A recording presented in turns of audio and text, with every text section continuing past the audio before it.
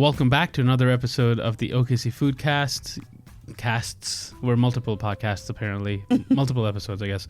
But this is your guide to the food in Oklahoma, and you're joined with your hosts, Nabil and Ashley. And we're joined by two special guests this week.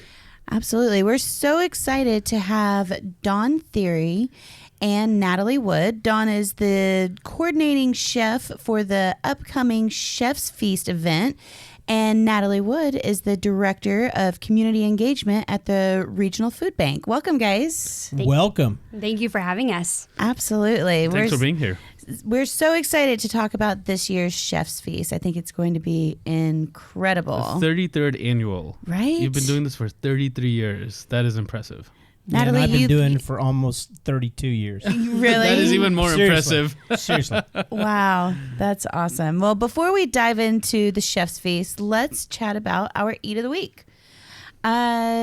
Natalie, do you want to go first? Yeah, absolutely. So I was about to embark on a 30-hour famine with my church this weekend. Wow. And I knew that before that started, I was going to have to really fill up. Right. So I took full advantage of the Hall's Pizza Kitchen's lunch special, and I just ate every bit of that. Nice. And What did you get? I got their pizza of the week, and I can't remember what it was because I consumed it so quickly. And the Quinn's burrata, because who doesn't love that? Right. And their greens salad, because goat cheese is just the best addition Yes. to a salad. Absolutely. And then to top it off, well, to start it, I started with like a dessert of, I was really hungry. You were serious. And cold. So I got the hot chocolate with the homemade marshmallow on top. Yeah. Nice. And if you haven't That's a gotten huge that, marshmallow. it is so big. I It have took not me the gotten entire it. hour and some minutes to get through that whole thing. Wow. Totally worth That is it. hilarious. Worth it. Yes. That's awesome. And we just had Halls on the podcast. So if you want to learn more about their pizza and their philosophy,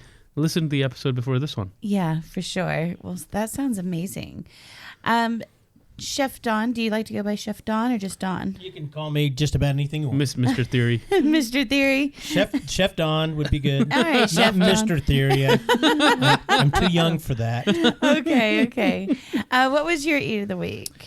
You know, I made some homemade meatballs, and then I did a plum sauce with them that was absolutely phenomenal. That sounds good. A plum sauce. Nice. Yeah, That that sounds really Yeah. good.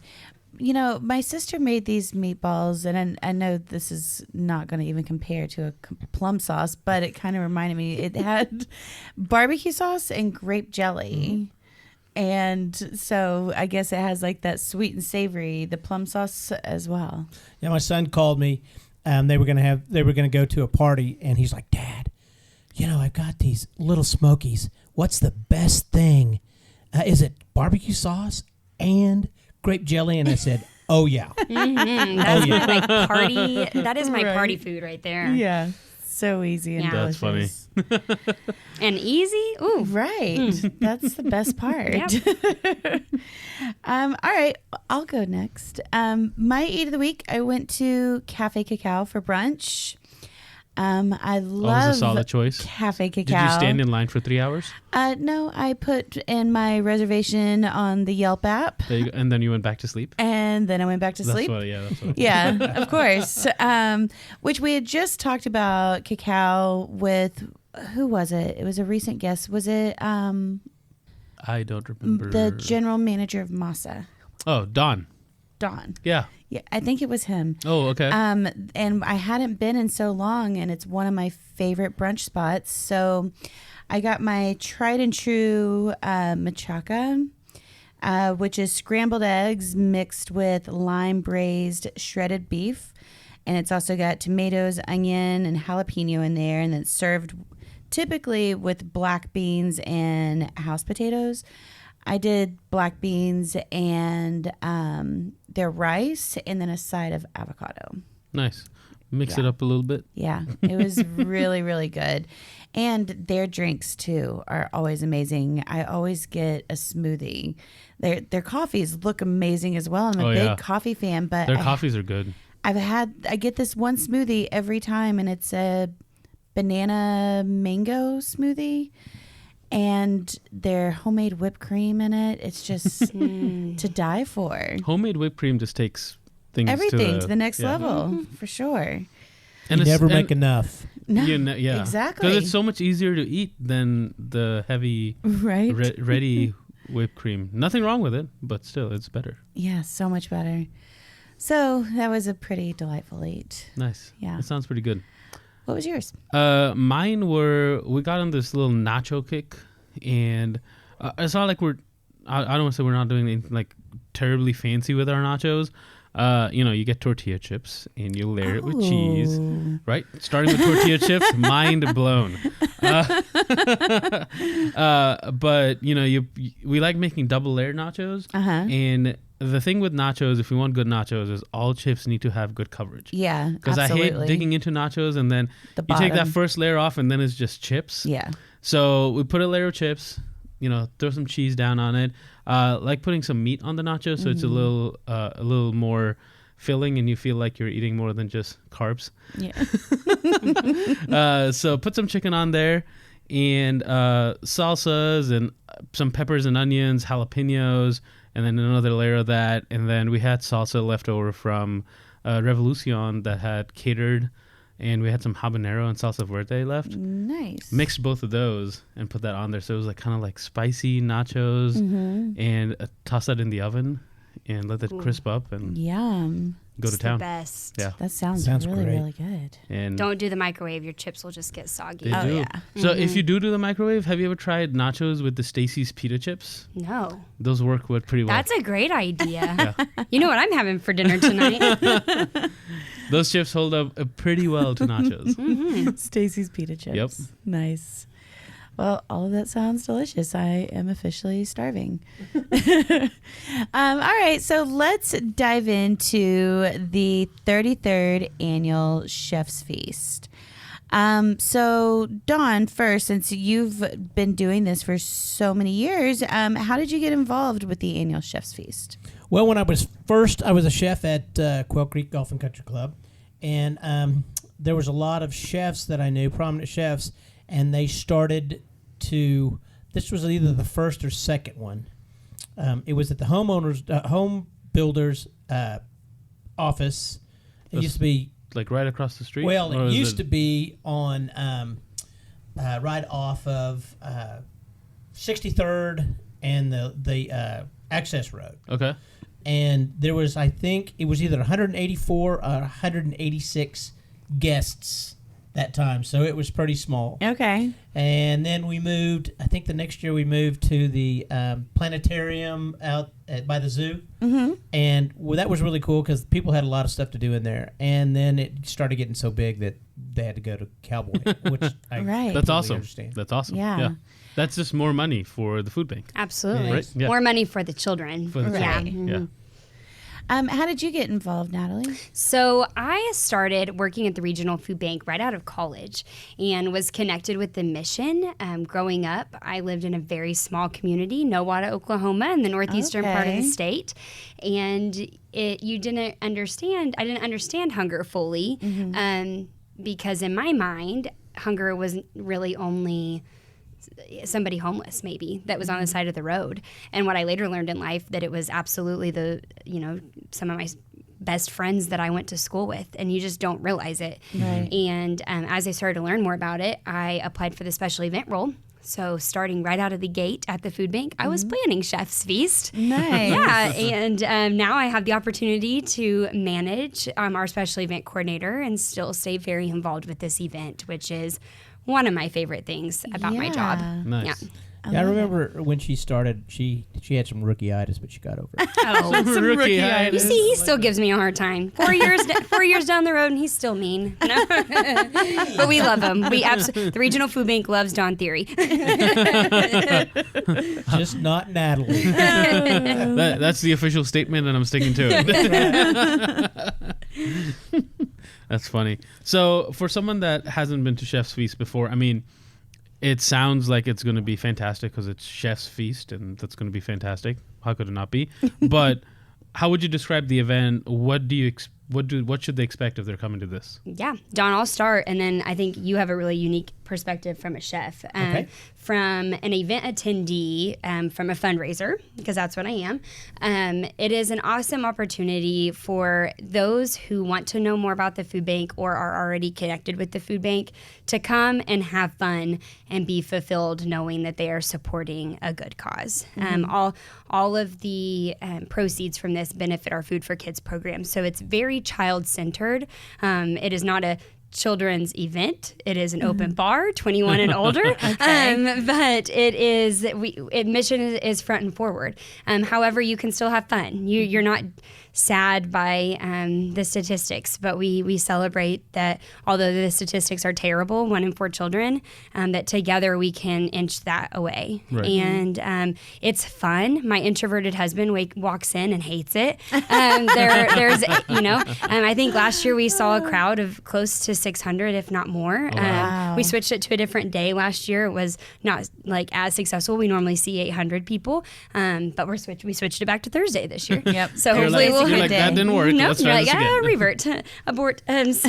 But What day did you switch it to? I'm just it was a curious. Friday, which you would expect a lot more people to roll out. That's interesting. Yeah, it was also earlier in the year, so not only did we do it a different day, but we did it like a month early. You threw people's schedules Oh, off. they were so irritated. No, it was very good, and we have a very large silent auction and raffle that our attendees just absolutely love, and a live band. And although we think they're there for us, they're really there for the chefs. So I'll let Dawn kind of explain from a chef standpoint what Chef's Feast is like. Cool. Well, what we are is a lot of us chefs are kind of self-centered, and we tend to, we're into our careers and into our business, into our restaurants. So a lot of the time we don't have time to go out and do something for the community. And this fits perfectly because it's a short period of time where you can do a lot of good. And I think it's caught on, like I said, it's gotten larger. So it's caught on over time. It used to be just a lot of chefs, and now there's a lot of chefs, but there's a lot of restaurants involved. There's some catering involved and stuff like that. So, it's grown just like everything else. It's grown well. And when we go in, we have, I think it opens at 9 o'clock in the morning. So you have basically all day to set up. Well, some people can set up, some people can't. Some people get some done and then come back. And then I know that Rob, if you're out there, Rob has a restaurant, so he has to drive to the restaurant, get everything ready. So we have 3 or 4 people ready to help him set up as soon as he gets there, because he has a limited amount of time to do that. Right. And then when the doors open, it is just absolutely mayhem. You will have 20 or 30 people in line at your table for 2 or 3 hours. Wow. It is that crazy. And it kind of depends on where you are. I think it filters down when you get to the end, but when it's right next to the door. Oh, yeah. Isn't that right, McNeely's? He's always right next to the door. And it's mayhem. The people are so nice. And they're so appreciative of us being there. You can't not appreciate that as a chef. Right. Also, it's such a good cause. Oh my God, the backpack program. How many people have been able to have a better life because of that program and the other programs they have? Right. Absolutely. And so someone walks. How many chefs do you usually have at the event? About 24? Yeah. About It gives 24. and takes per year. I think our maximum capacity this year is 24 chefs in the ballroom. Okay. We have a VIP experience that has 4 to 5 chefs in addition to that. But that's one thing I failed to mention earlier. It's just that I don't know another opportunity in Oklahoma City. I mean, there's other food tasting events, but a food tasting event that you are surrounded by that many different chefs and restaurants. And just like Dawn mentioned, it's, there's some restaurants that are notable and that we can go to on a daily basis. But then there's some chefs that are with catering companies, with schools, et cetera, that cook wonderful, and you don't necessarily get to taste their food throughout the month. That's a great point. Is there some kind of theme, or how do what are they serving? Yeah, so we typically have a theme of Chef's Feast. We love our chefs enough that we talk with them and we're like, what's going well, what's not. It got to a little bit to the point where every time we would have a theme, a lot of the same cuisines were being made. Okay. Yeah, and I liked it because I liked most of the same cuisines. Right. But they wanted a little bit more, they being the chefs, an opportunity to really like flex their culinary muscles. Be a little creative. Exactly. Yeah. So as far as the food goes, we said, cook what you want. We want people to enjoy your food and want you to be able to be creative on And that. not limited. Well, one of the things that they explained to us was it's date night. So do something for date night, and then of course it's for the kids. Right. Yep. I like that. 'Cause if you're going on a date night, you're going for some really good food. I mean, I am anyways on my date nights. It's all about the food. Yeah, it is. And Are the there any kids. other dates? Let's face it. That's true. And you're like, oh, let's go out on a date. What do you want to eat? Exactly. Yeah, that's Well, I mean, sometimes you go be like, oh, we're gonna watch a show. But There food is must always be food involved, right? or Yeah. Right. I'm not coming. Where are we eating dinner before that? That's awesome. So people walk in, they go from chef to chef, and they try different things. And I mean, that's really cool because I'm sure these chefs are putting their hearts and their Oh, creative yeah. mastermind pieces out on the table. That's really cool. So, do you have a list of chefs I that sure will be do. participating? It's a we long would- one, so I'll call out a few. Is that okay? yeah. Okay. Do you want to highlight No, you can do some? it. Okay. It's because he can't read it on my piece of paper.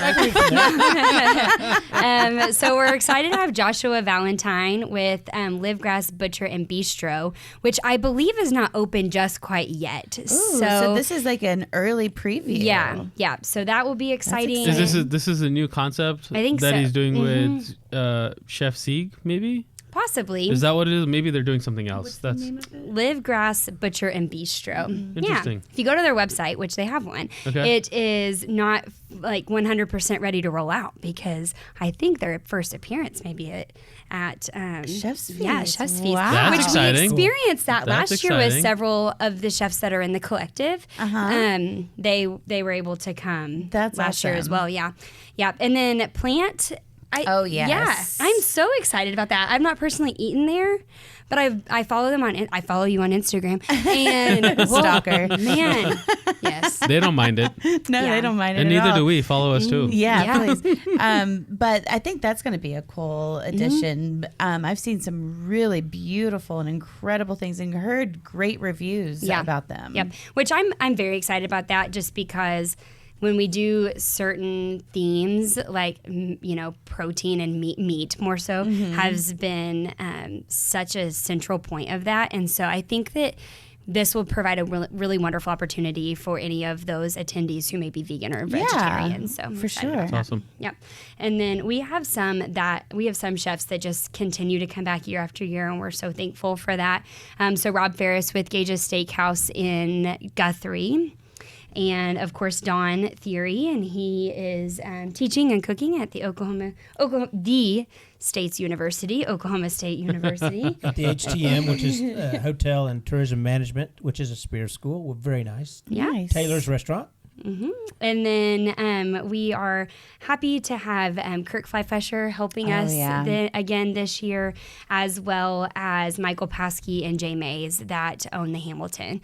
They Nice. will be. That's wonderful. Yeah, they've done Cafe 7 in the past, so this will be the first year for the Hamilton to make its debut Oh, at yeah, Chef's nice. Feast. Sweet. We Yeah. had a meeting. It was really cool. Oh yeah. The one in North Park. It was really nice. Yeah. And then like every chef from the parlor and a bartender from the parlor That's is 100% on awesome. board. So one thing I That's want to really cool. mention is that there are so many more chefs than what I'm naming out, and we are so thankful for every single one of them. We'll include the list Yeah. on our social media just so you can have and a it's rundown. also that's wonderful, and it's listed on our website as well. But I want to take this small opportunity to just share with the public that all of the expenses expenses come out of the chef's pockets for this. So we do partner with U.S. Foods to provide a little bit of a meat allowance for them, but they are doing all of this in kind for the regional food That's bank. amazing. And if you look at the amount of food that they're bringing, like I know they're spending thousands of dollars on this event, and they keep signing up for it. And so it is just, it is, you can't help but smile and be grateful even when they give you a hard time. Yeah. To just, That was directed at someone. I'm done. I may have elbowed him. I'm getting picked on over here. We're very thrilled. And also we will have, so Sonic Drive-In is our presenting sponsor, and they will also have a table this year. They've had one for many years. Nice. So it will be very cool to be able to tie the sponsorship also in with their chef table. That's cool. amazing. And like what you were talking about the chefs, I think that just speaks out to the Oklahoma community, Oh, and for sure. and specifically what we've experienced from the Oklahoma food community. It's been, I mean, everyone's just very open, very giving, very helpful. I think that's fantastic. Yeah. I think, go ahead. No, well, the good thing about that is a lot of the chefs don't really get to intertwine with each other too much because, you know, we have different genres. Yeah. And everyone's super busy at the restaurant. You know, like So this is a time I can actually meet other chefs, other people that own restaurants and stuff, and we have a common goal. So it's really fun, and there's so much energy there. It's really nice. That's cool. This is going to be an incredible event, and just the amount of delicious food. Yeah.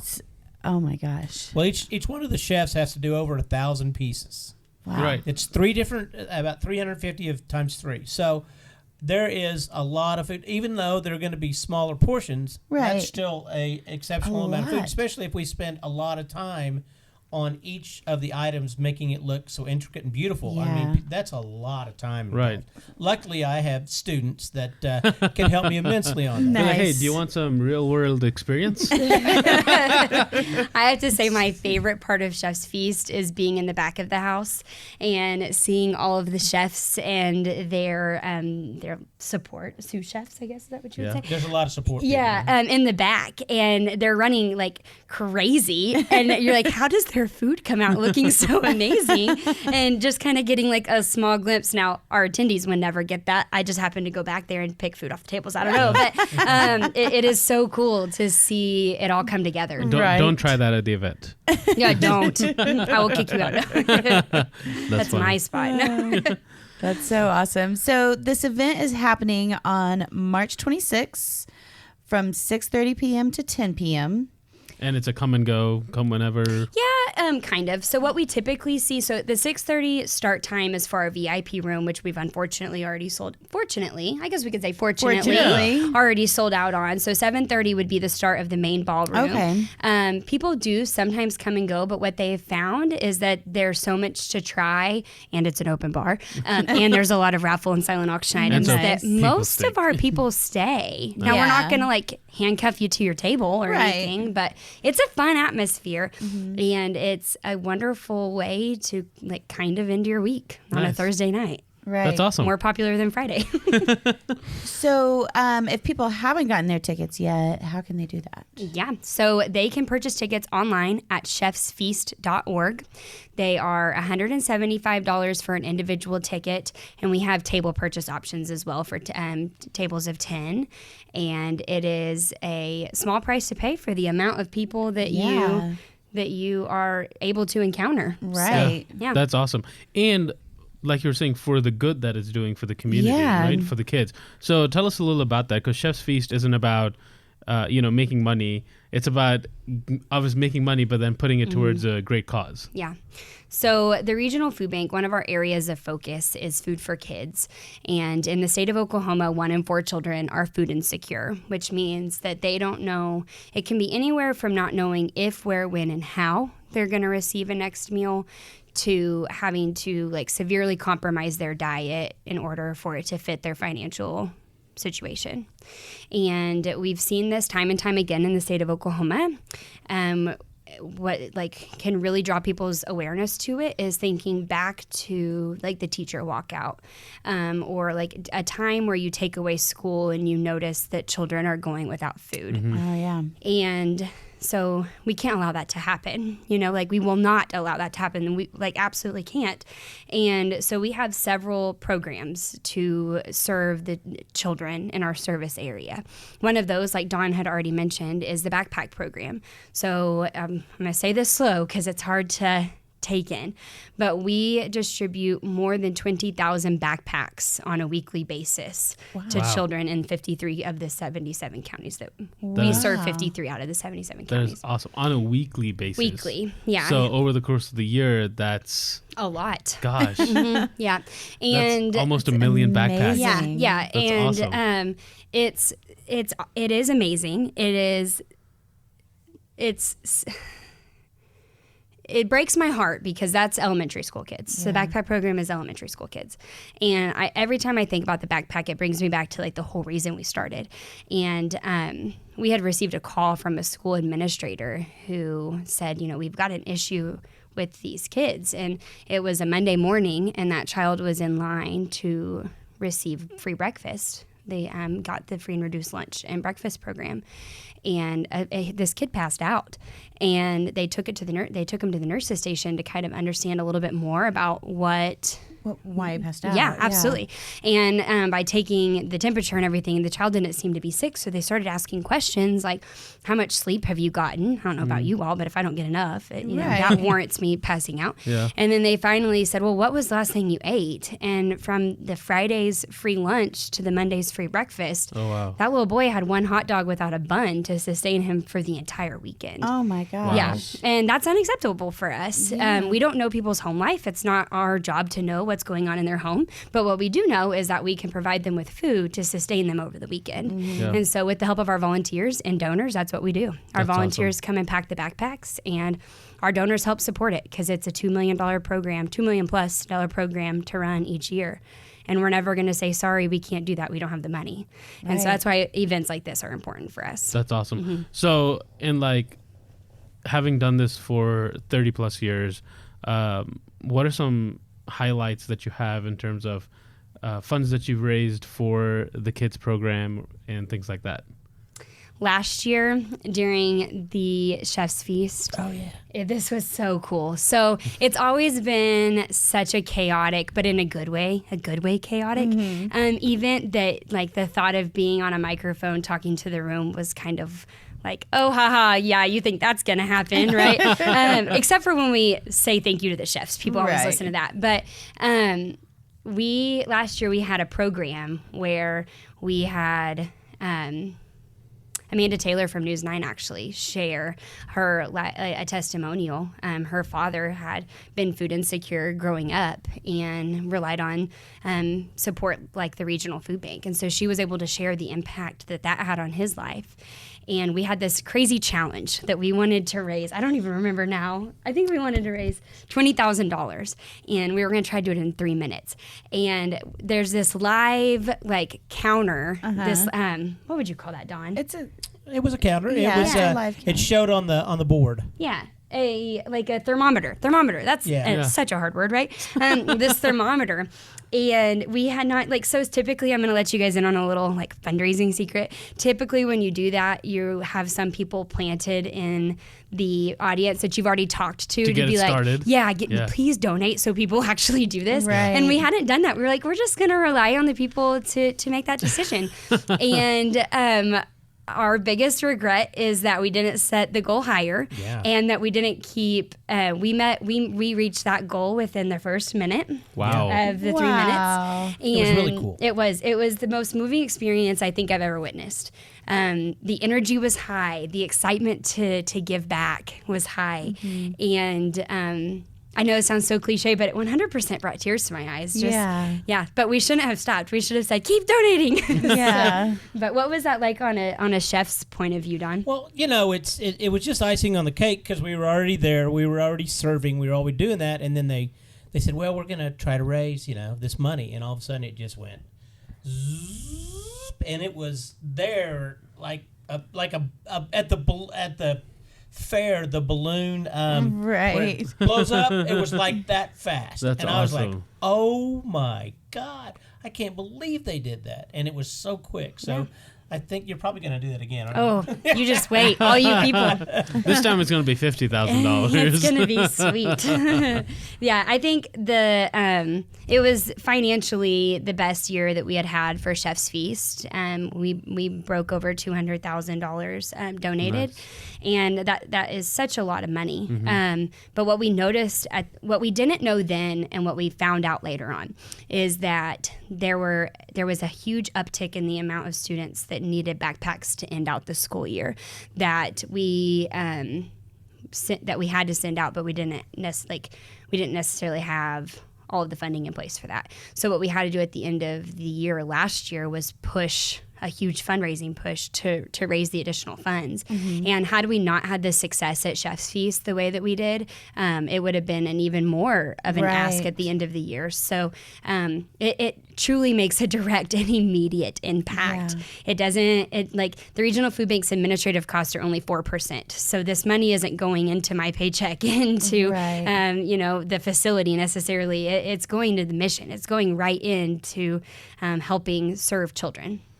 That's Nice. amazing. So for someone who doesn't know about this backpack program, I know you mentioned you give it out to you'll give out almost 1 million backpacks in these 55 counties. 53. 53, which is, covering such a large part of the state.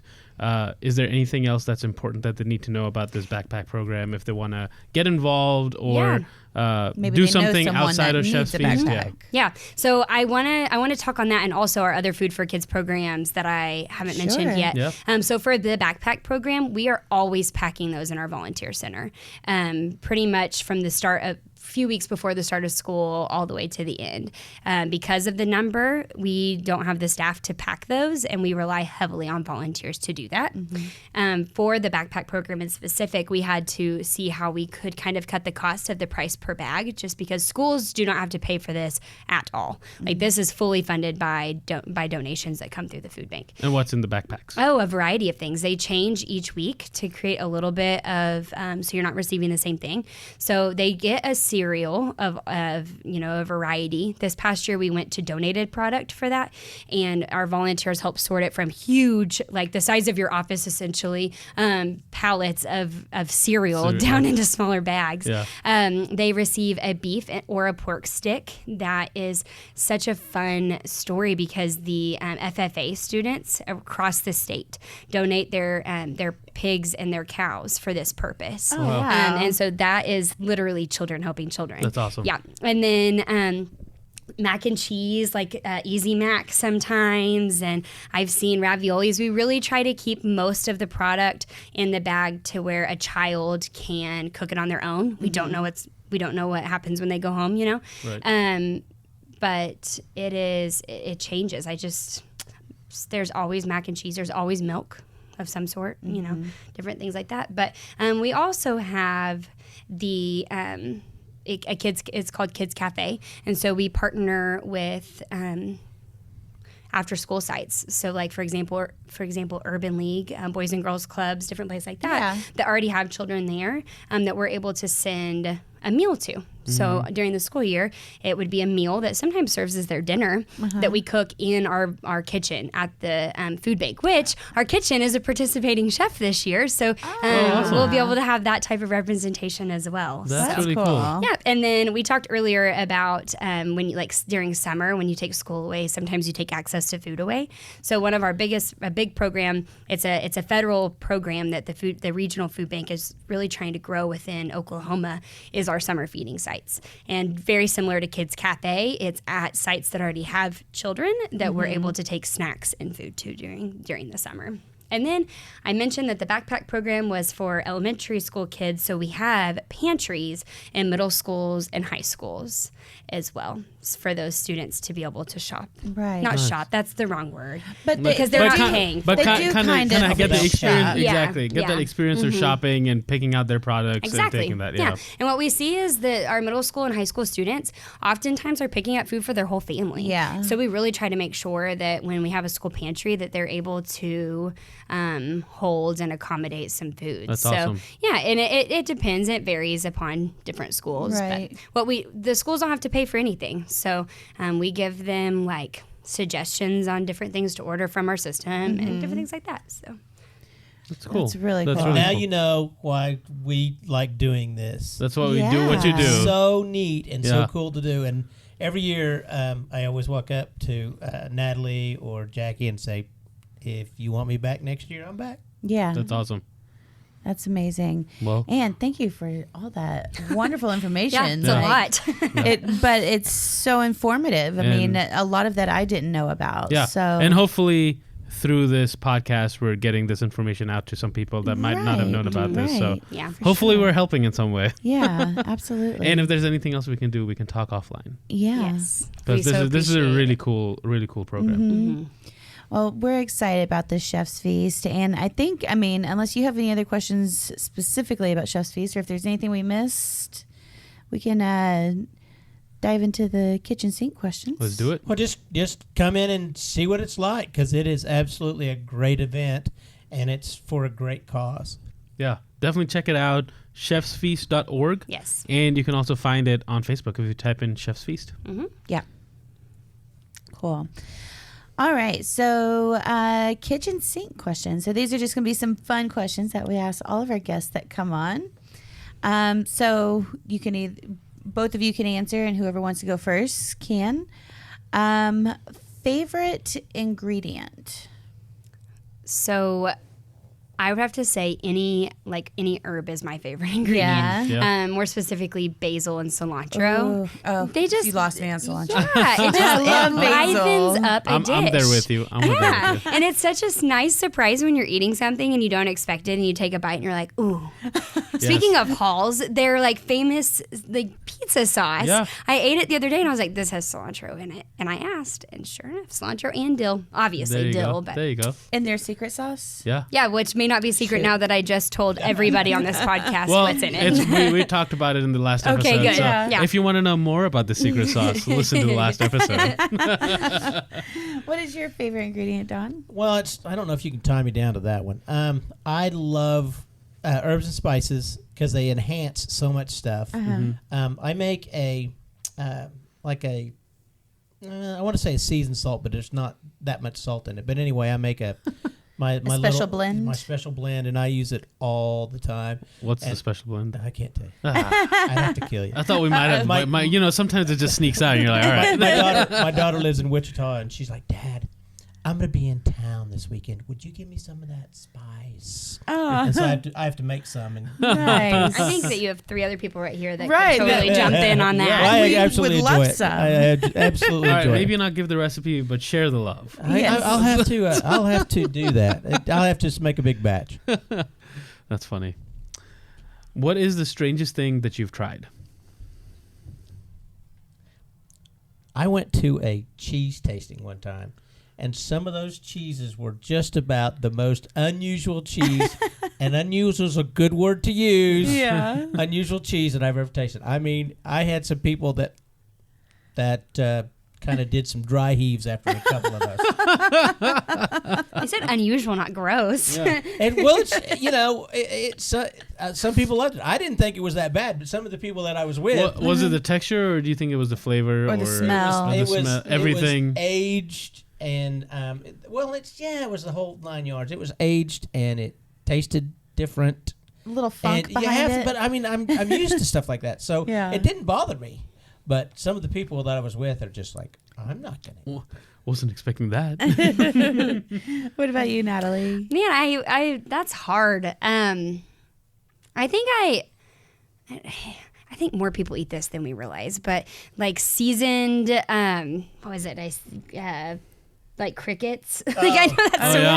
gross, Yeah. but Insects. they'll like cook them and really heavily had a season. And cricket? You just really don't know that that's what you're eating Yeah. because Yeah. it's They so tell you seasoned. that after you eat it. No, well, no, it like That's the it best way to try absolutely something looks new. like it. It absolutely looks like it. I've but- not had a cricket, but you tried I mean, one? that Was it good? wasn't that it was good, but it was just like so heavily seasoned that you didn't even. You You were couldn't just tell like, it was got the a- crunch. it kind of freaks me out that I'm putting a bug in my Until a mouth. leg got stuck in your tooth. Yeah,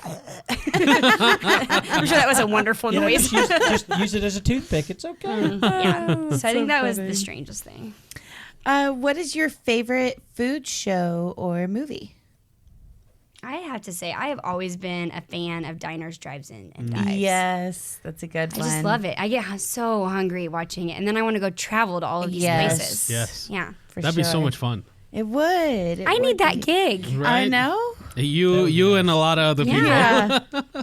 For sure. What We about could you? just start a little group that goes to all these I diners. think we should. Well, that one movie, Chef, I really had to let my Yes, That I was love incredible. that. That was a great With movie. the food truck. Yeah. Yeah, that is Where a good and one. his, his son and the cornstarch was Uh-huh. awesome.